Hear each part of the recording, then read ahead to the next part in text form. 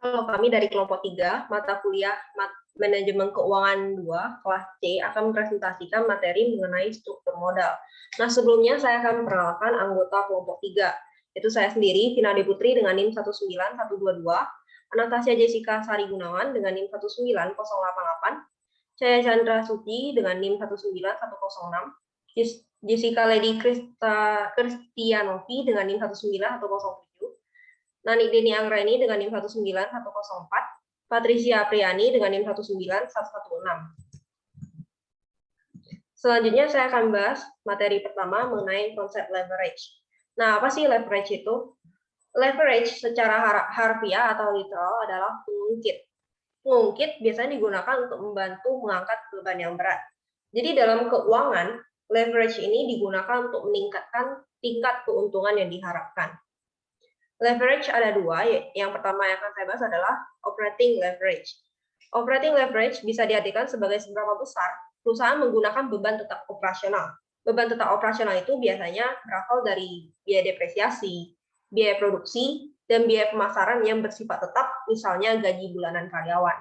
Sebagai kebalikannya adalah beban atau biaya variabel operasional. Komposisi biaya tetap atau variabel yang berbeda mempunyai implikasi yang berbeda terhadap risiko dan keuntungan yang diharapkan oleh perusahaan. Next. Perusahaan yang menggunakan biaya tetap yang dalam proporsi yang tinggi dikatakan menggunakan operating leverage yang tinggi. Dengan kata lain, DOL atau degree of operating leverage-nya tinggi. Perubahan penjualan yang tinggi, perubahan penjualan yang kecil akan mengakibatkan perubahan pendapatan yang lebih tinggi. Jika perusahaan mempunyai DOL atau degree of operating leverage yang tinggi, maka tingkat penjualannya akan tinggi misalnya dan akan menghasilkan pendapatan yang tinggi. Tetapi sebaliknya, jika tingkat penjualan turun secara signifikan, perusahaan tersebut akan mengalami kerugian.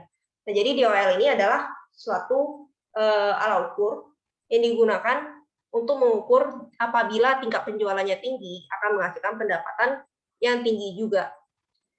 Dengan demikian, DOL seperti pisau dengan dua mata, bisa bermanfaat, namun sebaliknya dapat merugikan. Selanjutnya akan dibahas oleh Nani.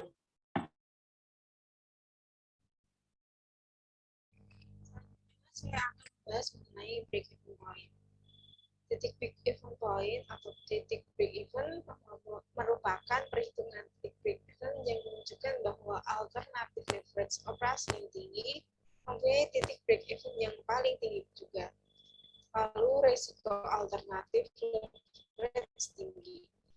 Jika resiko alternatif leverage tinggi, maka titik break-even berada pada titik paling tinggi. Dan untuk mencapai titik break-even diperlukan penjualan yang tinggi. Selanjutnya, derajat leverage operasi atau degree of operating leverage. DOL dapat diartikan sebagai efek perubahan penjualan terhadap pendapatan atau profit. Next. Derajat leverage operasi atau degree of operating leverage bisa diartikan sebagai efek perubahan penjualan terhadap pendapatan atau profit. Secara formal, degree of operating leverage atau DOL bisa dituliskan sebagai berikut. DOL atau degree of operating leverage dihitung dengan persentase perubahan laba atau profit dibagi dengan persentase perubahan unit yang terjual, atau dapat ditulis dengan delta profit dibagi profit, lalu dibagi dengan delta Q per Q. Next. Untuk menentukan DOL, kita akan menentukan profit terlebih dahulu untuk menghitung DOL. Profit dihitung dengan rumus P sama dengan dalam kurung C dikali tutup kurung dikurangi F, di mana C adalah margin kontribusi yang dapat dihitung dengan V dikurangi V, di mana P adalah harga produk per unit, sementara V adalah biaya variabel per unit. Lalu Q adalah jumlah unit produk yang terjual, sementara F adalah biaya tetap. Maka dengan itu, selanjutnya DOL atau degree of operating leverage dapat dirumuskan sebagai berikut. Dalam kurung delta P per P dibagi dengan dalam kurung delta Hi per Hi. Atau selanjutnya delta CHI dikurangi F dibagi dengan margin kontribusi Hi dikurangi F dibagi dengan delta Hi per Hi. Maka dapat dihasilkan C delta Hi dikurangi delta F dibagi dengan dalam kurung margin kontribusi Hi dikurangi F dibagi dalam kurung delta Hi per Hi. Karena delta F sama dengan 0 atau biaya tetap, maka dihasilkan rumus dalam kurung C delta Hi dikali Hi tutup kurung dibagi dengan margin kontribusi Hi dikurangi F tutup kurung dikali dengan delta Hi. Lalu rumus terakhir dari degree of operating leverage adalah margin kontribusi dikali Hi dibagi dengan dalam kurung margin kontribusi dikali Hi dikurangi F. Next. Selanjutnya akan dijelaskan oleh teman saya, Jessie. Baik, selanjutnya akan saya jelaskan yaitu tentang leverage keuangan atau financial leverage. Leverage keuangan bisa diartikan sebagai besarnya beban tetap keuangan atau finansial yang digunakan oleh perusahaan. Beban tetap keuangan tersebut biasanya berasal dari pembayaran bunga untuk hutang yang digunakan oleh perusahaan. Perusahaan yang menggunakan beban tetap atau bunga yang tinggi berarti menggunakan hutang yang tinggi.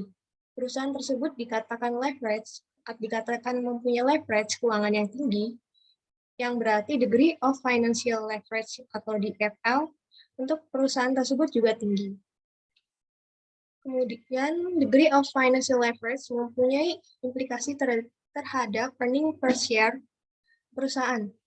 Untuk perusahaan yang mempunyai DFL yang tinggi, perubahan earning before interest and taxes akan menyebabkan perubahan earning per share yang tinggi. Sama seperti degree of operating leverage atau DOL, DFL atau degree of financial leverage seperti pisau bermata dua. Jika earning before interest and taxes meningkat, earning per share akan meningkat secara signifikan. Sebaliknya, jika earning before interest and taxes turun, earning per share juga akan turun secara signifikan. Next. Derajat keuangan degree of financial leverage bisa diartikan sebagai efek perubahan earning before interest and taxes atau terhadap pendapatan atau profit. Secara formal, degree of financial leverage atau DFL bisa dituliskan sebagai berikut. Degree of financial leverage sama dengan persentase perubahan laba bersih setelah pajak dibagi dengan persentase perubahan earning before interest and taxes. Persamaan di atas bisa diringkaskan sebagai berikut ini. Laba setelah pajak sama dengan earning before interest and taxes dikurang dengan bunga maksudnya. Kemudian dikalikan dengan 1 min 1 dikurang TC atau tingkat pajak. Kemudian tambahan laba setelah pajak itu dapat dihitung dengan delta earning before interest and taxes dikurang dengan bunga, kemudian dikalikan dengan 1 dikurang tingkat pajak. Kemudian delta earning before interest and taxes dikurang dengan delta bunga, kemudian dikalikan dengan 1 dikurang tingkat pajak. Karena delta bunga sama dengan 0, maka bisa dituliskan kembali menjadi delta earning before interest and taxes dikalikan 1 min tingkat pajak. Dengan demikian, degree of financial leverage bisa dituliskan kembali menjadi degree of financial leverage sama dengan delta earning before interest and taxes dikalikan dengan 1 dikurang tingkat pajak dibagi dengan earning before interest and taxes dikurang dengan bunga, kemudian dikalikan dengan 1 dikurang tingkat pajak dibagi dengan delta earning before interest taxes dibagi dengan earning before interest and taxes. Sehingga dapat disederhanakan menjadi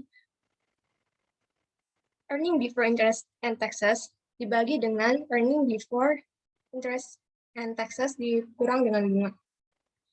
Semakin tinggi hutang yang dipakai, semakin tinggi degree of financial leverage. Penggunaan leverage keuangan yang besar mempunyai implikasi yang sama dengan penggunaan leverage operasi yang besar, yaitu meningkatkan leverage. Dengan menggunakan leverage yang tinggi, perubahan earning before interest and taxes yang sedikit akan meningkatkan earning after taxes atau laba setelah pajak lebih besar. Selanjutnya yaitu tentang kombinasi leverage operasi dengan leverage keuangan.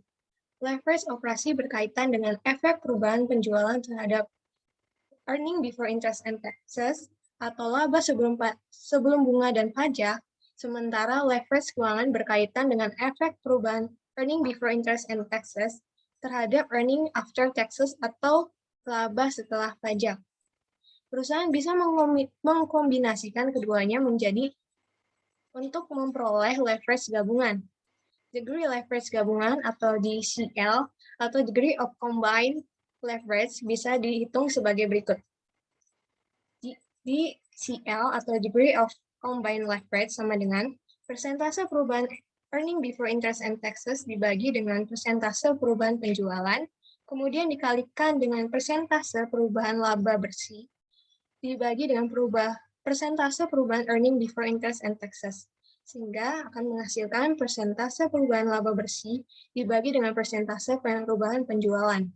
Atau bisa dituliskan dengan cara lain, yaitu degree of combined leverage sama dengan degree of operating leverage dikalikan dengan degree financial leverage sama dengan margin kontribusi dikalikan dengan jumlah unit yang terjual dibagi dengan margin kontribusi dikalikan dengan jumlah unit yang terjual dikurang dengan biaya tetap. Kemudian dikalikan dengan earning before interest and taxes dibagi dengan earning before interest and taxes dikurang bunga. Selanjutnya akan menghasilkan margin kontribusi dikalikan dengan jumlah unit produk yang terjual dibagi dengan margin kontribusi dikalikan dengan jumlah unit yang terjual dikurang dengan biaya tetap, kemudian dikalikan dengan margin kontribusi dikalikan dengan jumlah produk yang terjual, kemudian dikurang dengan biaya tetap, dibagi dengan margin kontribusi dikalikan dengan jumlah unit produk yang terjual dikurang dengan biaya tetap, kemudian dikurang dengan bunga. Sehingga akan menghasilkan formula atau rumus yang lebih sederhana, yaitu margin kontribusi dikalikan dengan jumlah unit produk yang terjual dibagikan dengan margin kontribusi dikalikan dengan jumlah unit produk yang terjual, kemudian dikurang dengan biaya tetap, kemudian dikurang dengan bunga. Selanjutnya akan dijelaskan oleh teman saya, Patricia. Selanjutnya ada pendekatan EBIT/EPS. Merupakan pendekatan untuk menentukan utang optimal. Caranya, dengan membandingkan EPS yang diperoleh apabila kebutuhan dana perusahaan dipenuhi lewat alternatif emisi saham baru atau utang. Nah, di bawah ini merupakan rumus EBIT break-even. Alternatif saham baru akan menghasilkan EPS yang sama dengan alternatif utang.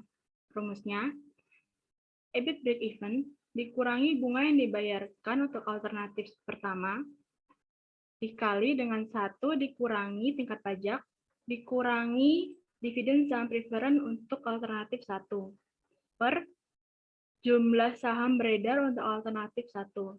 Sama dengan EBIT break-even 1 dikurangi bunga yang dibayarkan untuk alternatif 2, dikali 1 dikurangi tingkat pajak, dikurangi dividen saham preferen untuk alternatif 2, per jumlah saham beredar untuk alternatif 2. Next.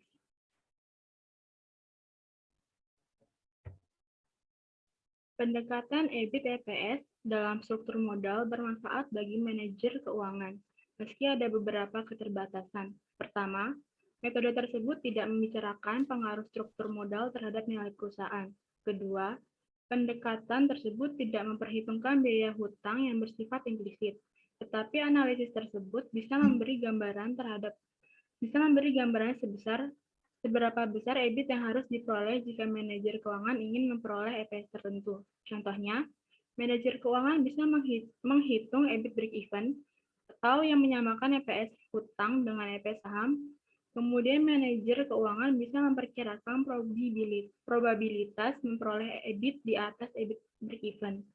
Jika probabilitasnya tinggi, maka penggunaan hutang bisa disarankan. Sebaliknya, jika probabilitasnya kecil, manajer keuangan barangkali akan lebih baik menggunakan saham. Next.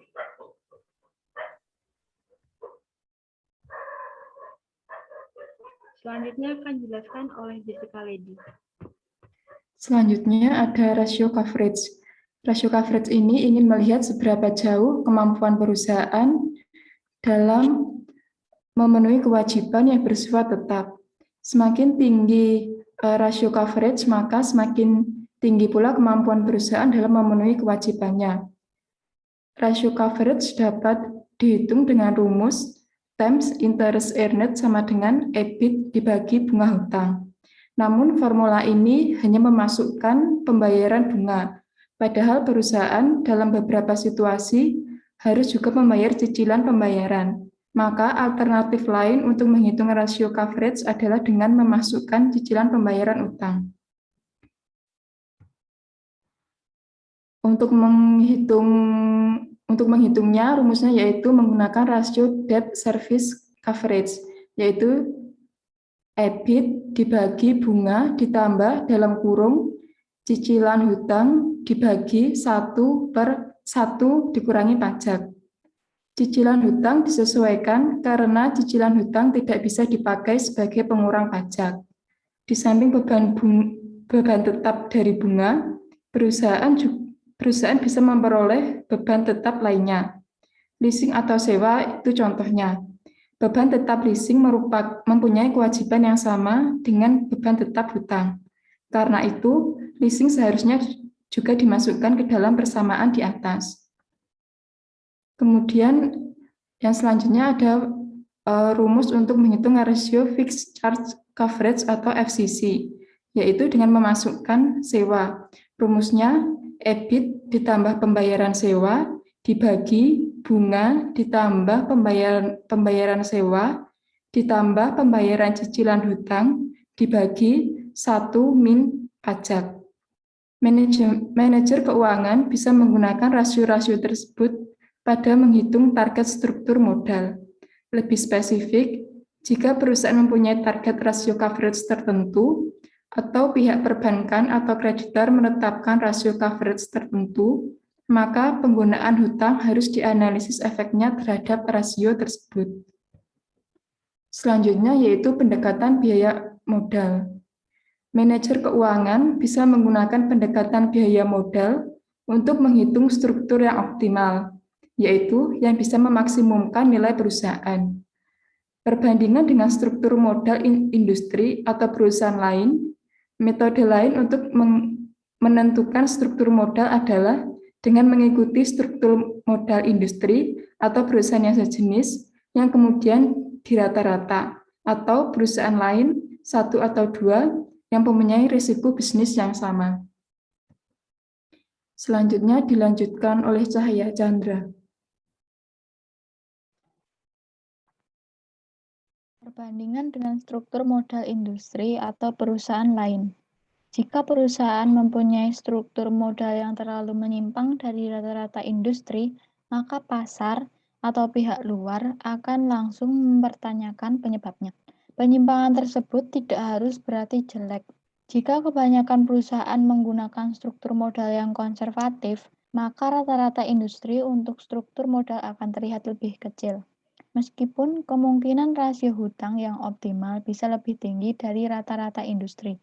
Karena itu, manajer keuangan harus menyiapkan argumen yang kuat dan meyakinkan jika ingin menggunakan struktur modal yang menyimpang signifikan dari rata-rata industri. Next.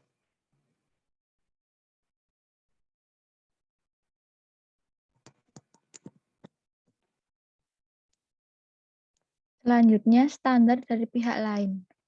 Pihak luar, biasanya pemberi pinjaman, akan menetapkan standar tertentu dalam struktur modal. Jika perusahaan ingin meminjam, maka perusahaan tersebut harus mengikuti standar yang telah ditetapkan oleh pemberi pinjaman. Pada situasi lain, jika perusahaan ingin menerbitkan obligasi atau surat hutang, biasanya perusahaan tersebut akan dirating oleh perusahaan perating. Contoh, Pevindo. Di Indonesia, Moody's Standard & Poor's Amerika Serikat. Rating tersebut didasarkan atas beberapa faktor. Faktor yang pertama, faktor struktural modal atau utang. Yang kedua, rasio coverage. Dua rasio yang sering digunakan yaitu times interest earned atau TIE dan fixed charge coverage FCC. Next. Analisis aliran kas. Manajer keuangan bisa menganalisis aliran kas menggunakan semacam simulasi atau skenario untuk memperkirakan kemampuan membayar pada situasi yang jelek, misal resesi. Setelah mengetahui kemampuan menghasilkan kas pada situasi baik dan jelek, manajer keuangan bisa memutuskan tingkat hutang yang optimal. Selanjutnya, kombinasi. Manajer keuangan tidak harus menggunakan hanya satu metode. Analisis dalam penentuan struktur modal. Manajer keuangan bisa menggabungkan metode-metode yang telah disebutkan di muka untuk memperoleh gambaran yang lebih baik dan menyeluruh terhadap struktur modal tersebut. Next. Pertimbangan lainnya. Yang pertama, stabilitas penjualan.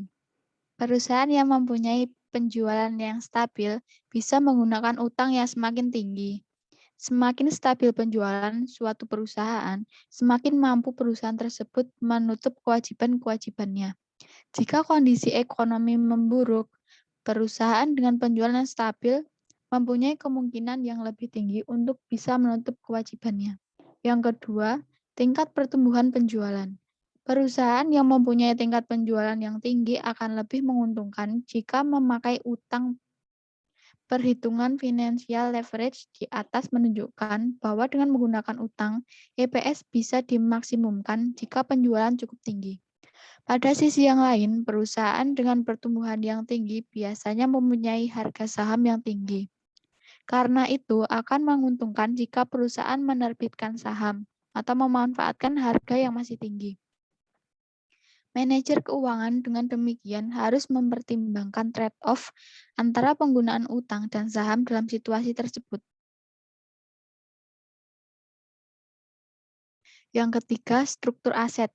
Perusahaan yang mempunyai aktiva tetap yang lebih besar, yang berusia panjang, apalagi jika digabungkan dengan tingkat permintaan produk yang stabil, akan menggunakan utang yang lebih besar. Perusahaan yang mempunyai aset lancar lebih banyak, persediaan pada supermarket yang nilainya akan tergantung dari profitabilitas perusahaan, akan menggunakan utang yang lebih sedikit. Kemudian yang keempat, sikap manajemen. Manajemen yang konservatif akan menggunakan utang yang lebih sedikit dan sebaliknya. Pemegang saham yang ingin menjadi kendali atas perusahaannya akan menggunakan utang yang lebih banyak. Sebaliknya, jika perusahaan tidak berkepentingan terhadap kendali perusahaan, akan cenderung menerbitkan saham baru. Selanjutnya akan dibacakan oleh Vina Dwi Putri.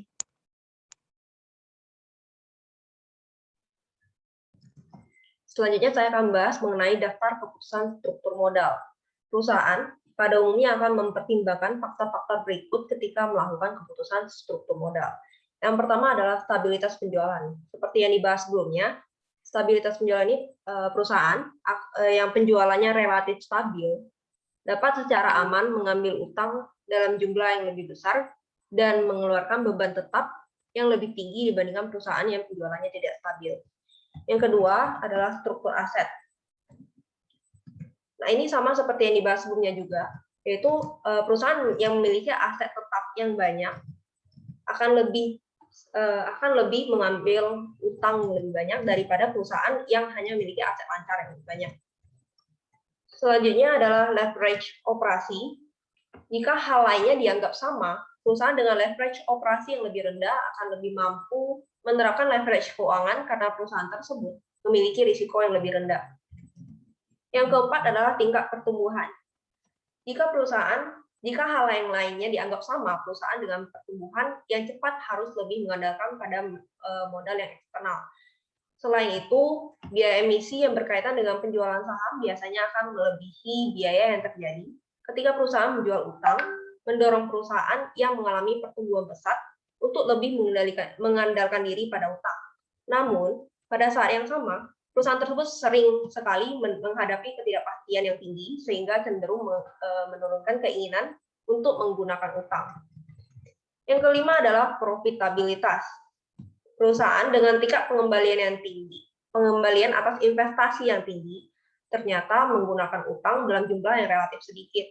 Nah, tingkat pengembalian tinggi memungkinkan perusahaan-perusahaan tersebut melakukan sebagian besar pendanaannya melalui dana internal. Yang keenam adalah pajak. Bunga merupakan satu beban pengurangan pajak, dan pengurangan ini bernilai pada perusahaan dengan tarif yang tinggi. Jadi, semakin tinggi tarif pajak suatu perusahaan, maka semakin besar keunggulan dari utang. Yang ketujuh adalah kendali. Pengaruh utang dibandingkan saham pada posisi kendali suatu perusahaan dapat mempengaruhi struktur modal.